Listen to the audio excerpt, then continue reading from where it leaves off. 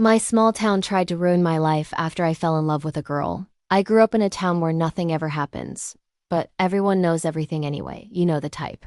The kind of town with one grocery store, one high school, one main road. With a diner that still has a pie display from 1997. I could tell you the name, but I promise you've never heard of. I'd never planned to stay here forever. I just never planned to leave this fast either. And I definitely never planned for the reason to be loved. The story started around 10 years ago. I was working the late shift at Harper's Market, standing behind register 2, scanning canned soup for Mrs. Ellery while she complained about kids these days like she always did. The bell above the door chimed, and I looked up out of habit. She walked in wearing paint-splattered jeans and a hoodie 2 sizes too big, holding a motorcycle helmet under one arm. Her hair was dark and messy, like she'd tried to brush it with her fingers and given up halfway through. She looked around like she'd landed on the wrong planet, and I just stared. "Ma'am?" Mrs. Ellery snapped her fingers at me. "My coupons." "Sorry," I said, fumbling, but I kept sneaking glances at the new girl. She grabbed a basket and walked the aisles slowly, reading labels like groceries were some kind of academic subject. When she got to my register, she smiled in a nervous, crooked way. "Hi," she said. "I think I bought the wrong kind of pasta, but I'm too tired to go back." Her voice was warm and a little raspy. "You're fine," I said. "Honestly, all pasta tastes the same after 9 p.m. She laughed and something in my chest did a small, dangerous flip. "I'm Josie," she said. "Like we were already friends, Millie." "Are you always this honest with customers, Millie?" "Only the ones who look like they need backup." She grinned at that, and I swear the fluorescent lights above us got brighter. That was how it started. No dramatic music. No fireworks.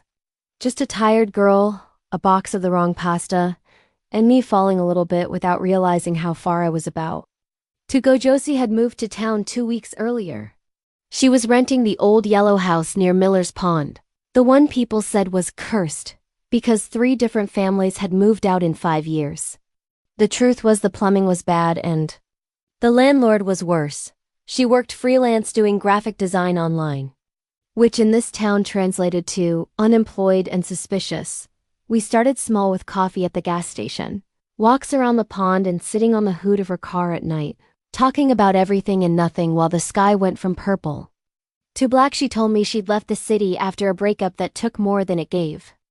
I didn't push, I just listened. I told her I'd never been anywhere bigger than the county fair. She didn't laugh. She just said, "We'll fix that someday." Somewhere between shared fries and late-night talks, the air changed. It happened. The night it rained so hard the roads flooded. The power went out at her place. So I brought over flashlights and the emergency candles my mom hoarded like we lived in a survival show. We sat on the kitchen floor, candlelight flickering across the walls. "You ever feel like you're pretending to be someone you're not?" she asked quietly. "Every day," I said. Before I could stop myself, she looked at me like she knew exactly what I meant, and then there was this long silence. The kind that isn't empty. The kind that's full of things trying to be brave. "I like you," she said. My heart started pounding so loud, I thought it might shake the windows. "I like you too," I whispered. She reached for my hand slowly, like she was giving me time to pull away, but I didn't.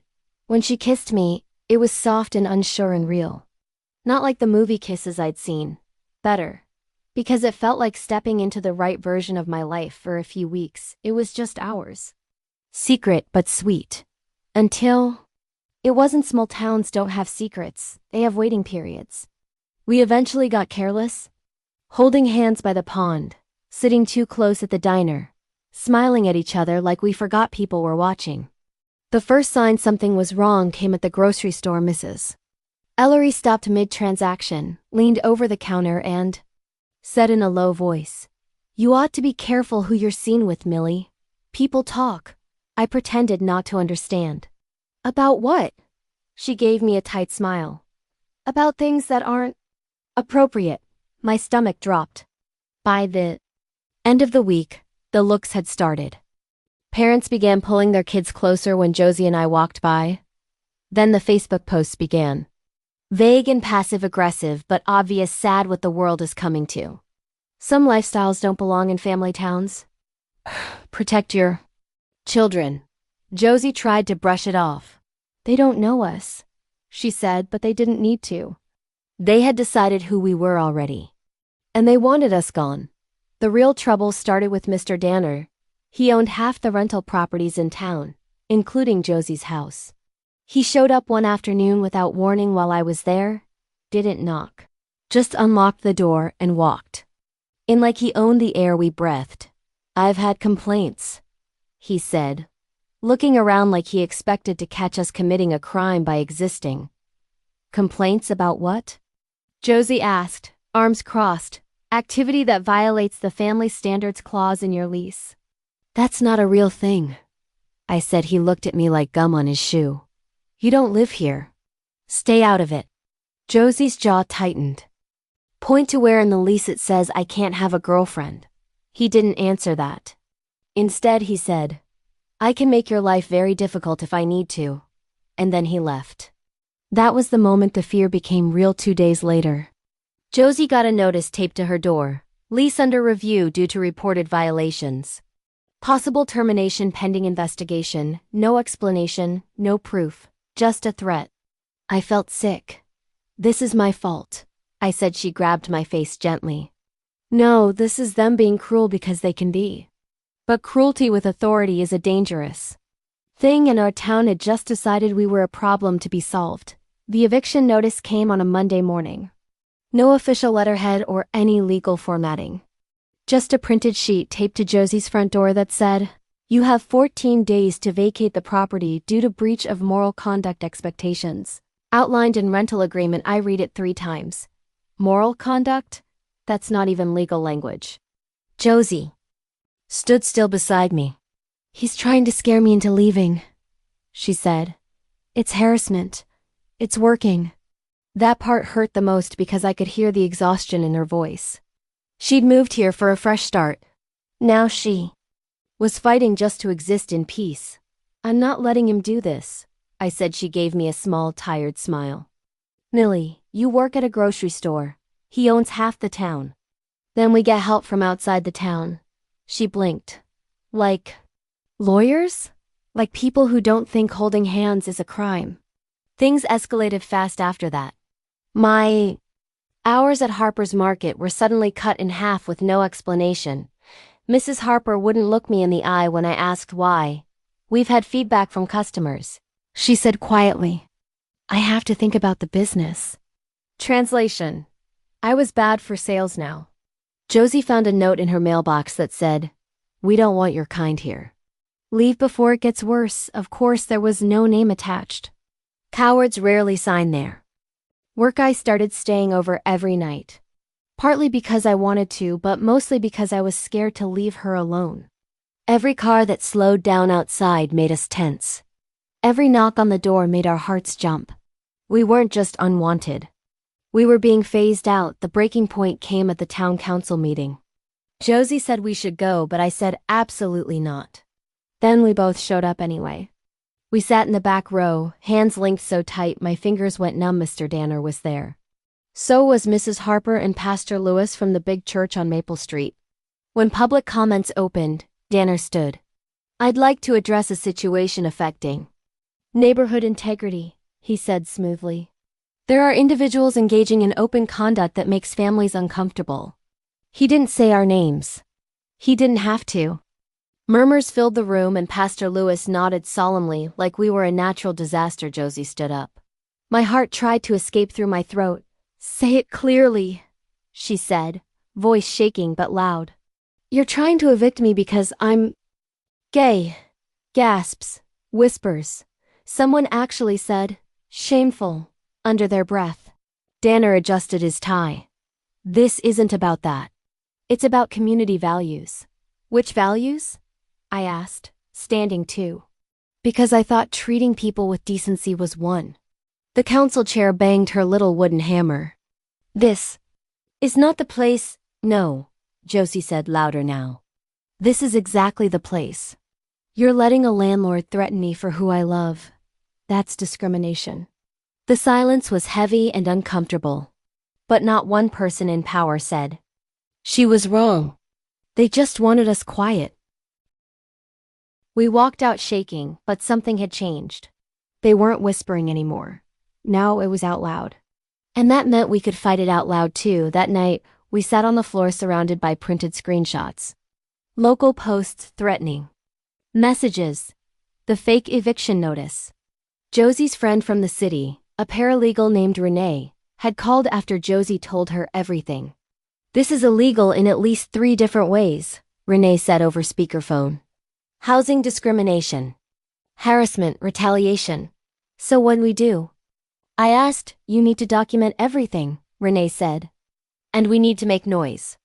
The word hung in the air. Noise. Our town ran on silence, not on people making waves. What would happen if we did, though? Josie looked at me.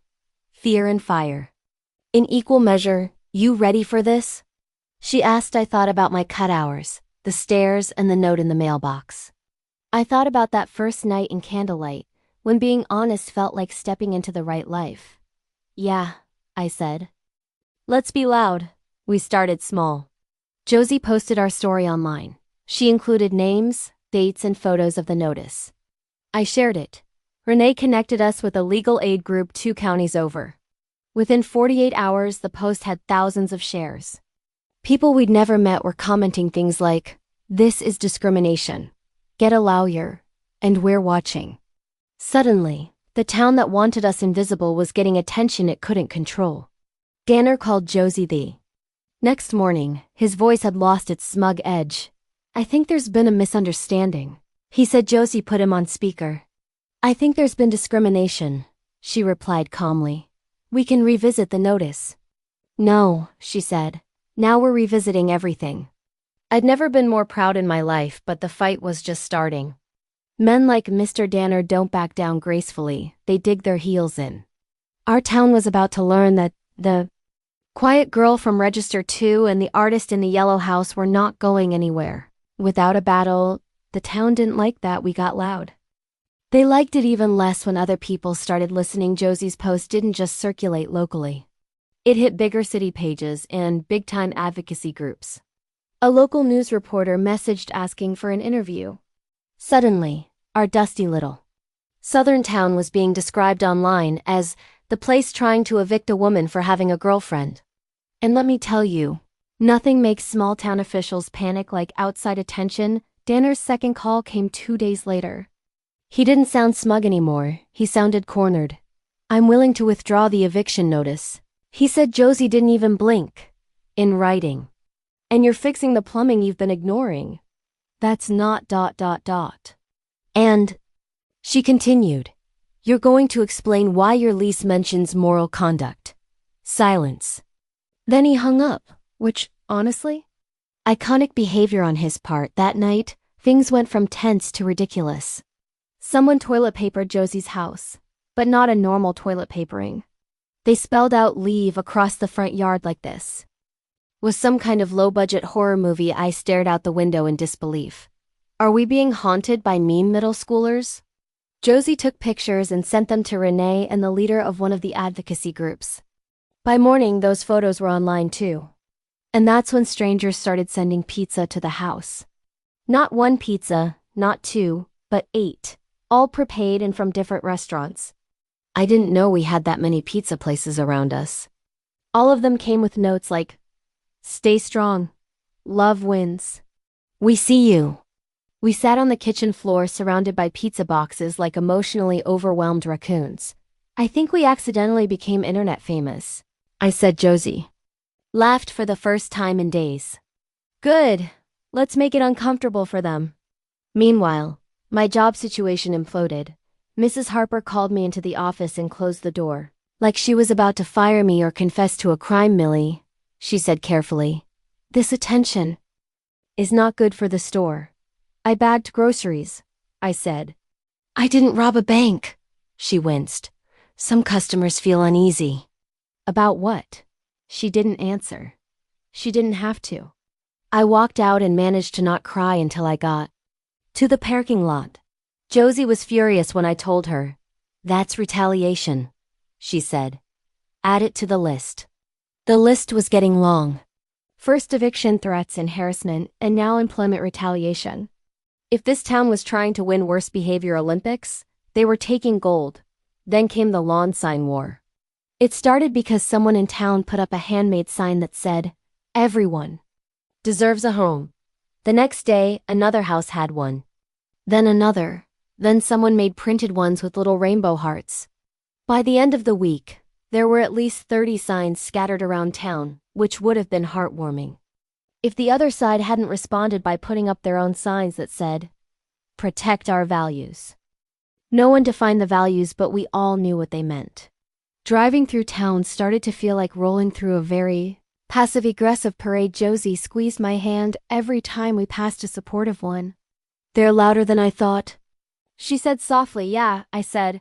"So are we." The real chaos started when the news van showed up. I was making coffee when I saw it pull up outside Josie's house. Then a man jumped out of the van with a camera, and a woman holding a microphone followed. Josie looked at me, eyes wide. "Oh no." "Oh yes," I said. "It's happening." The reporter interviewed us on the porch. I tried not to sound like I was giving a book report on human rights. Behind the camera, half the town had gathered across the street, pretending not to watch. Danner drove by 3 times at one point. Mrs. Ellery actually yelled, "This is private business." Like discrimination had a privacy setting. That clip made the broadcast. Renee called that night, laughing so hard she could barely breathe. "You went viral," she said. "In a legal sense and an internet sense. But here's the thing about bigots with bruised egos. They get sloppy. And Mr. Danner? He got sloppy," a former tenant messaged Josie after the interview aired. Then 3 more. All with the same story but from different years. He'd threatened to evict people for lifestyle issues before. Single moms with boyfriends staying over. A guy whose brother moved in temporarily. Anyone he decided didn't fit his idea of proper. One woman still had texts from him that she was able to provide us with. Josie sent everything to Renee, and Renee sent it to a housing attorney. The attorney sent a very official letter to Mr. Danner, and suddenly, the man who thought he ran the town was very interested in amicable solutions. Funny how that works. Then came the church post. Pastor Lewis wrote a long Facebook rant about moral decay and outsiders bringing sin into our community. He didn't name us, but he tagged the town, which meant the internet found him too. Let's just say he was not prepared for comments from people who had actually read the Constitution. The post got deleted, but screenshots are forever. One night, Josie and I were sitting on the hood of her car again, just like the beginning. Except now there were porch lights on across the street in quiet solidarity. Another camera crew had been there that morning, and a lawyer was building a case. "This is insane," I said. She leaned her head on my shoulder. "Yeah. Do you regret meeting me?" She turned, offended. "Millie, you are literally the only good thing that came out of this town." I smiled into the dark. Because for every ugly moment there was this. US still here, still holding hands. But now we weren't just fighting to stay. We were fighting to make sure no one else got pushed out quietly again. A week later, an important looking letter came in the mail from a real law firm. It was addressed to Josie, but we opened it together. Hands shaking. Inside was a formal notice stating that Mr. Danner was under investigation for multiple fair housing violations based on a pattern of discriminatory conduct. I read that sentence 3 times. Pattern. I whispered. Josie looked stunned. "We're not the only ones." "No," I said. "We're just the ones who didn't stay quiet." The town tried to backpedal so hard it was embarrassing.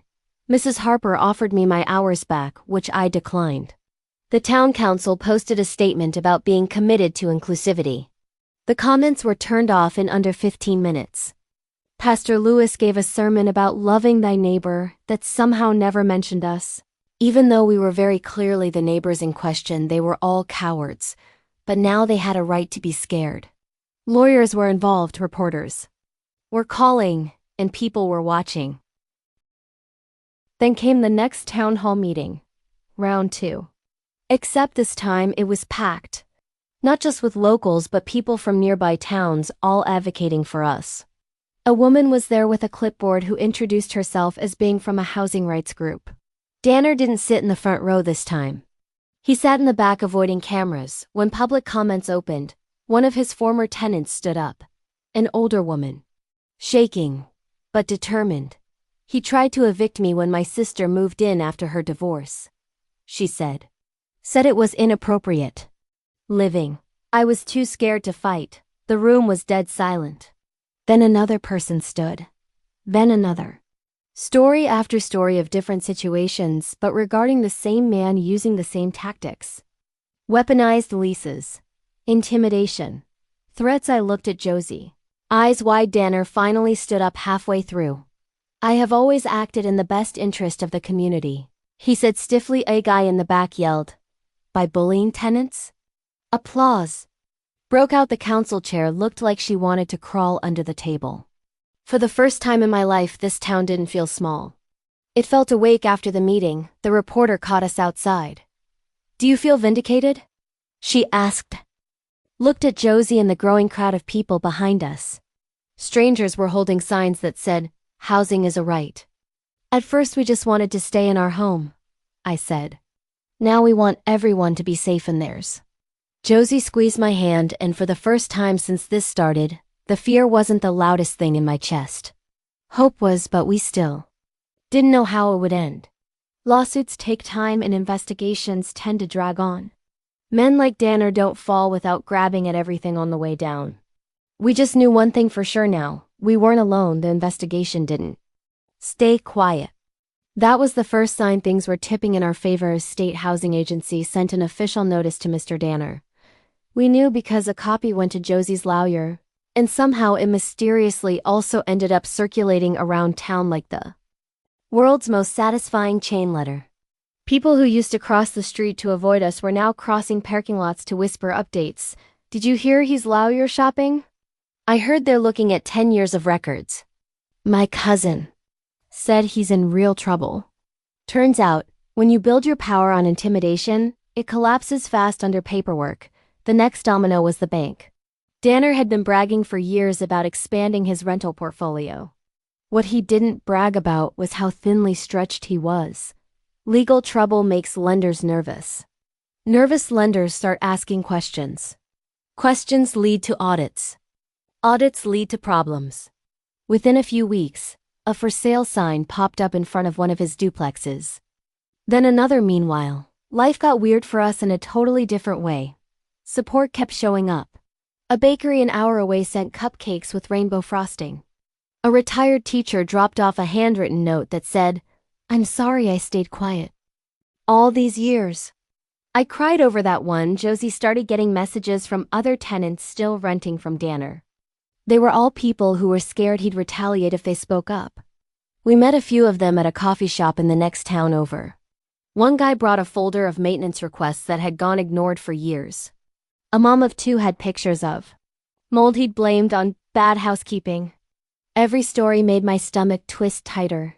He always said we'd never win if we fought him, the mom said. Josie looked at her gently. He was wrong. I'd never seen Josie like this before. She was brave in a way that wasn't loud, but unshakable. I fell in love with her all over again back in town. The social balance had flipped. The loudest people before were suddenly very quiet. Pastor Lewis stopped posting about values. Mrs. Ellery avoided my checkout lines so aggressively she once pretended to be very interested in a display of cough drops. Mrs. Harper tried one last time. She cornered me near the dairy section and said, You're welcome to come back full time. Things have settled. I looked at her and realized something.